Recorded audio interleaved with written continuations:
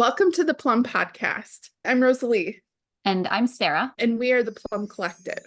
I ended up writing down all the thoughts I've been thinking with regard to the dog stuff. Do I find my value in caregiving? Do I keep myself so busy that I can't do other things that I say I want to do or that I wish I could do?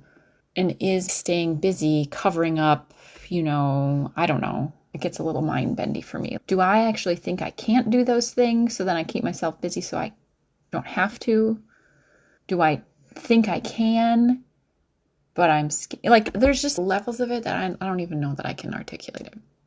So this is chatter, chatter, chatter. This means this about me. This means this about me, basically. And could I just say, no, none of it means any of that. What it means is I felt something. I wanted this dog, so I got it. And all of that other stuff is just chatter. Things I'm afraid other people will think about me. But whatever, none of it's true. If I don't agree with it or if I decide that it's not true and the only reason that I got this dog was it felt like the thing to do. It's not reflecting something about me that is problematic. Or is that me just denying the patterns, pretending that they don't exist? I am curious to hear your thought on that. Can I just say that, no, it's not that pattern. I just got the dog. Or is that denying something? That's my question to you.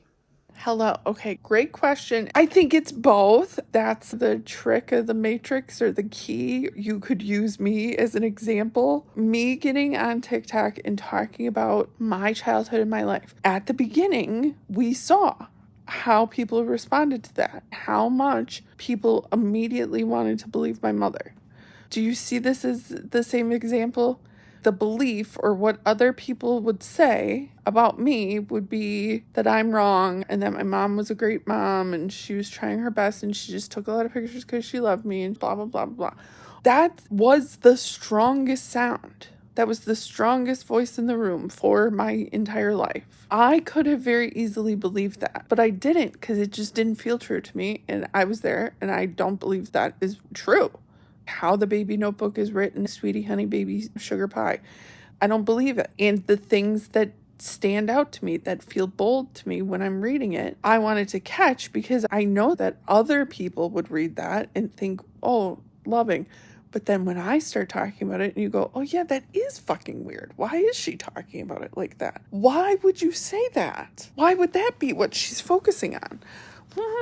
And it starts to get you thinking, oh, this isn't actually what it looks like on the surface or at first glance. So your example, yeah, that could be the story. That could be what everybody thinks. That could be the loudest voice in the room, that you are avoiding doing the things that you want to do because you're afraid that they won't work or that you won't be good enough at it or whatever. Okay, that could be what people think. You could choose to believe that, but it doesn't feel totally right.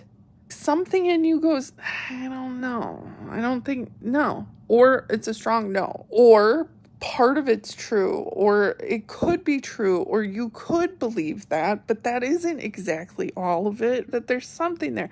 If polka and hip hop was playing at the same time, you have these thoughts that are pounding in one beat. Boom, boom, boom. That repetitive sound, that heartbeat sound, that's the deep groove. That's the automatic track. That's the thing that you are being told to believe. It is this way. That's how it is in this family. I mean, it's indoctrination. This is what it is. But if it doesn't feel true to you, and you're the only one that's going to know if it feels true or not, accurate, yes, complete, totally, clicked in, or if there's something that isn't quite it. And so then you feel around and then you go, I don't know. No, it's not that. Okay, well, it's more this or it's less that. Or then you describe it in analogies or you write about it and you take it to the diner and you work on it, investigate it, explore it, interrogate it at times, really fucking question it. Is that true? Are you avoiding something? Are you afraid of something? Are you wanting something? Are you not wanting something to happen? Would you regret something? Asking from all the different angles, and then you get to say what the story is. So now when I'm talking about my life and my childhood and somebody says something about my mother, now, because I'm now, my story, my version, my point of view, the things I say about it is the loudest voice in the room. There are still people that are like, your mother is a good person and why are you blah, blah, blah. Far and few between now. Why would that be, Sarah? How could that be? How could the sound from the public, the external sound, how could it have shifted so dramatically to a polar opposite feeling? I believe it's because I was clear and consistent and true and bold, and I agreed with myself about it. Then that sound became the truest sound. I feel like I sound different as I'm saying it. Like it's more complete, more grounded, more expansive, more me. It required me to be more me and more sure. The simple memory, I mean, it's not simple, it's fucked up, but the thing that I go back to always, because I asked my mother so many times, an immeasurable amount of times, I asked her about these fucking big birds. And I would say there was a lot of talk about forgiveness, and then there were giant birds, huge fucking birds that were really scary. And she's like, that never happened. You are insane. You are making this up. That never happened. There was never giant birds. And I was like, yes, there were. And it was weird. And she's like, no, that never happened. It never happened. Blah, blah, blah, blah. I don't know why I would bring it up, but I did. I brought it up all the time about these birds and forgiveness. It didn't make a full connection, but I had those two pieces. Well, I find the video of Vacation Bible School, 2 hours and 45 minutes. I can't remember how long the video is. Repeating the most wild indoctrination shit about forgiveness. How you have to forgive people that do bad things. Like wild shit.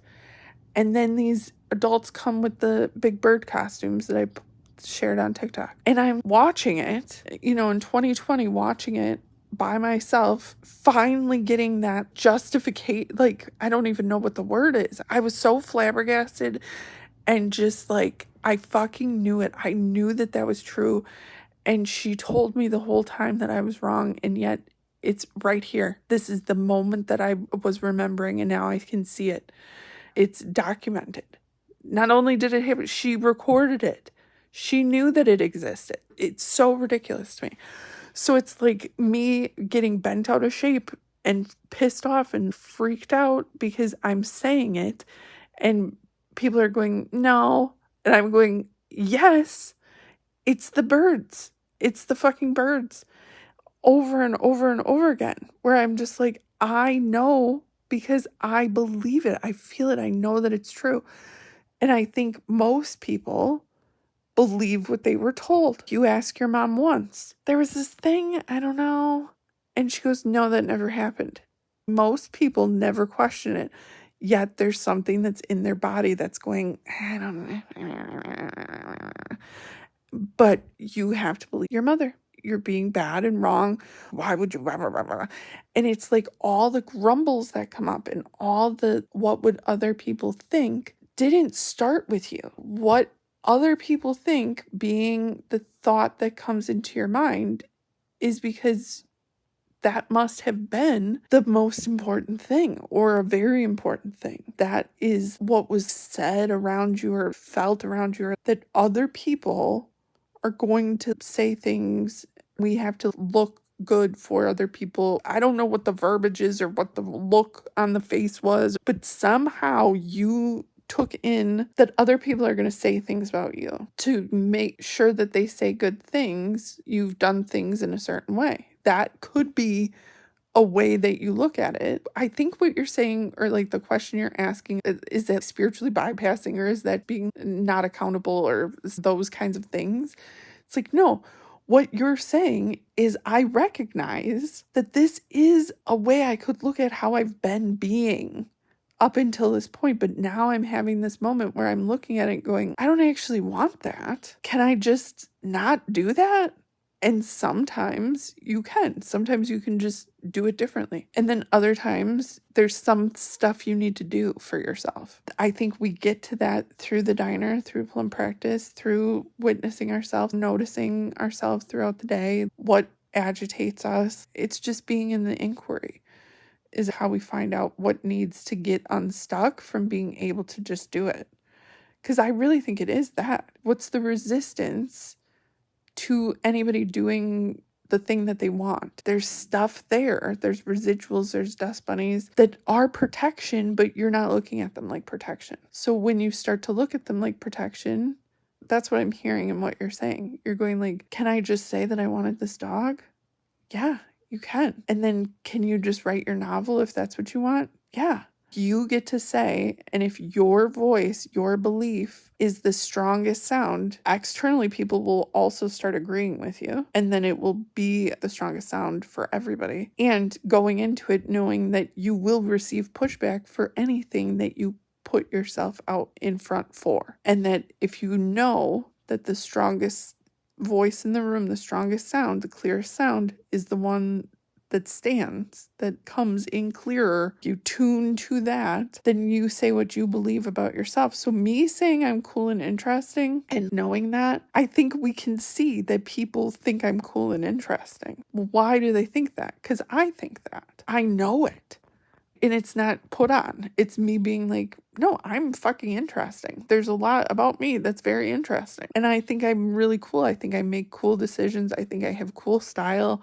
I like myself. There's these things. It's fucking magic list, you know? But that's like my general belief about myself.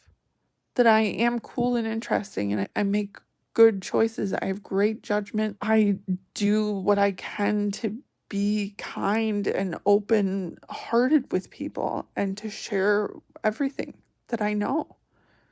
It is then so hurtful when someone does not see me that way. It's so clear to me that that's how I'm being, that I'm literally just saying, this is how it feels for me. I'm sharing with you how it feels for me. This is how I sense things. This is the words I give it. And then it's then for you to grab onto it and then say it in your way. Say your words in your way. That's why it was so devastating for me with all the fucking villains of my life, where it's like, I'm literally just saying, tell me how it feels for you. This thing that you're experiencing, just put it in your words. Not what you think I want to hear, but how it actually is for you. Just say it. Flat out, the words that are right there. It could be so simple.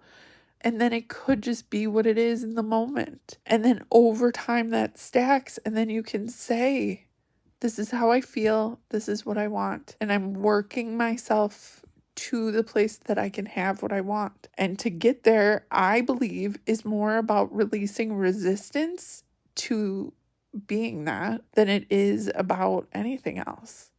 There's things that are stopping you from having what you want. Are you curious about what those are? And can you not shame the shit out of yourself while you investigate it? Other people will tell stories about what they see you do, say, or who they think you are, even the people you think are close to you. And it will hurt. We have to do the things that we want to do anyway. We have to say the things that we want to say anyway. It's the only way to really feel yourself.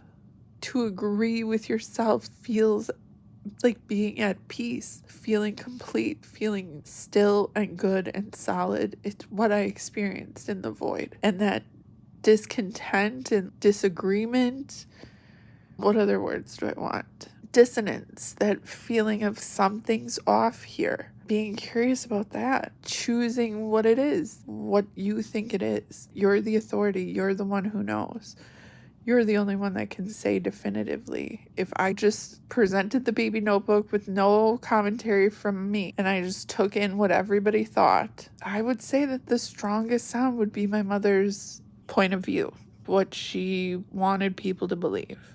Based on the data that I have, the information available to me, I'm interested in the information, so I'm looking at all of it and going like, yeah, based on that, I think that people would believe a mother wants the best for her child and that she was overprotective and that she just wanted to remember all the moments for her special miracle baby. That feels sick in my body. So I know that that isn't true.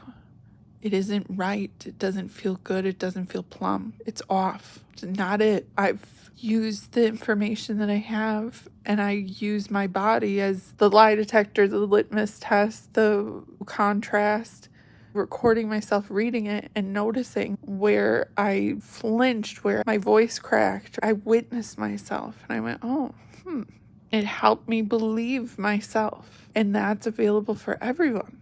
We made the diner so everybody can have that. You can do that in the privacy of your own diner. Nobody ever has to know.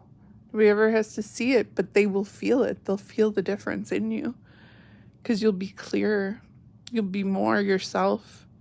You'll know how you feel and what you want, and then you'll just make choices that align with that. Yeah, I think you can just believe what you want to believe about it, and it'll feel off unless you do the things that shift it so that it feels plumb. True. Yes. I agree. When you're listening to me right now, some of the things I said, you might have been like, I don't know. Okay. Yeah, maybe.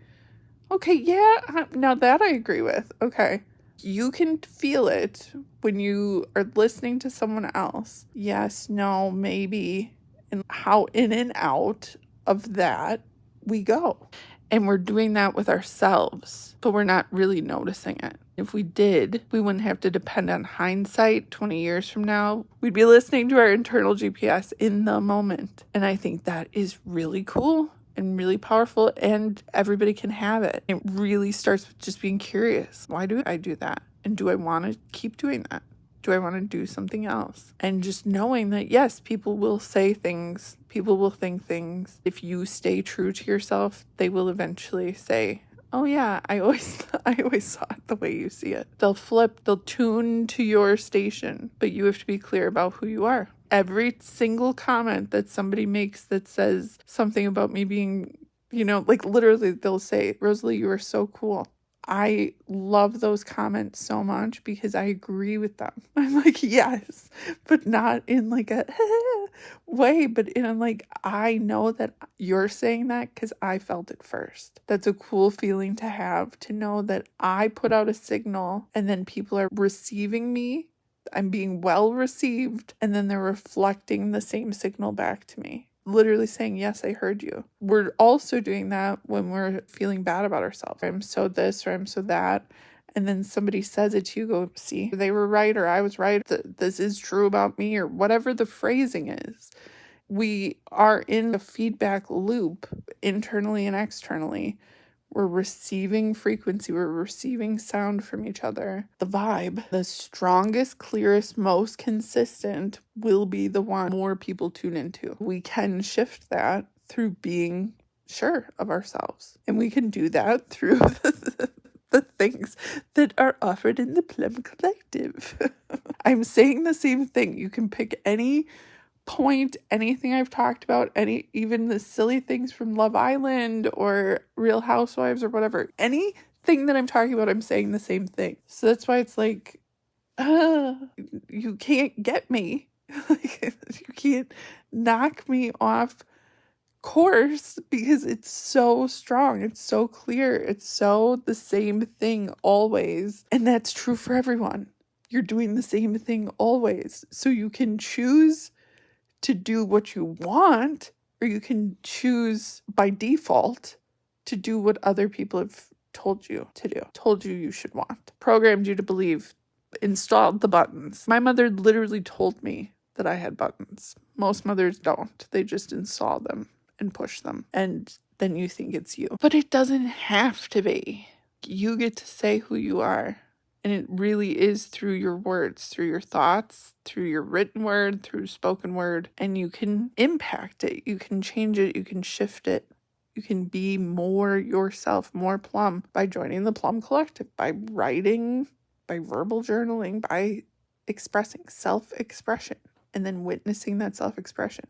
so that you can see what is yours and what is someone else's. And then you get to choose what you believe. You get to choose what feels right in your body, what feels like peg in the hole, what feels like coin in the slot, marble in the game, when it feels like yes. But most people never question it. So that's why it's like being trans, questioning isn't out of nowhere. It's a feeling, it's a sensation in your body of like, I don't know. And then you follow that feeling. People aren't always their final form. Oh, I'm not who I was told to be. It seems so obvious and clear. And then why they're coming so strongly after, We're showing the way so simply. Boy and girl is made up. Do you not see that? No, people don't see that. Well, then how are you going to see all the other stuff that's you've been told to believe? Like, unbelievably unfunny how simple and basic that is, and how, like, people don't get it. Doing the gender reveal and all the things. It's like planning out who this person's going to be. You don't see that? How the cycle? No, they don't. No. So I keep talking about it. I keep trying. That's a long-ass answer and more details and things, but you got me talking. People are weird and fascinating, and I'm just along for the ride, I guess. I love you. Goodbye. That was an amazing response. Thank you so much for giving it to me, because that's what it feels like. You gave me that, and it came from you, from your experience and from your life. I feel more hopeful about myself after listening to what you said. More hopeful of my capability of untangling the things that are coming up for me right now. That what's happening is not for nothing. That I can learn something from this experience. That's true for every experience that we're ever having. Instead of feeling like, ugh, like my teeth are clenched and I'm gripping the sides of the roller coaster car, I just have a much more like, oh, okay, yeah. And that feeling of being in command of my experience. Listening to you speak, there are things that felt that I was already identifying that felt outlined or the photo not fully developed. And so you speaking feels like it brought it into clearer focus or developed the photo more fully and gives me a more clear path to go down. That there was a lot of noise about how I'm even thinking about it. That I do feel like I have more direction. There's a clearer path for me to walk down now as I continue to explore it on my own. You did not tell me what is going to happen, but it feels like you showed me a way to look at it so that I can find out what will happen. Listening to you and then answering your question, which I can do in a photo reading, in a clarity call, on TikTok, the Ask Rosalee form. You can ask me a question and I can give you answers. Ask me something. I'm going to tell you about it from a different angle than you're currently looking at it from. It literally does feel like I turned your head. You turned your own head. You looked over here and you went, oh, okay, yeah, I can do that. It does give you a pep in your step. It is a personal pep talk. It is valuable to ask me a question because I'm going to answer you from my experience, from what I feel in what you're saying, how I feel it, how I see it. You're going to tell me whatever you're going to tell me, or you're going to ask me whatever you're going to ask me, and I'm going to say something. You know that whatever I say is what I feel to be true. That's what I can give you. And then you can agree or disagree with that. Do what you want to do with it. Let it pass you by or whatever. But you could take it. Nourish yourself with it. Very good work. Very good work. Thanks again. This is the end of the podcast. Thank you for tuning in.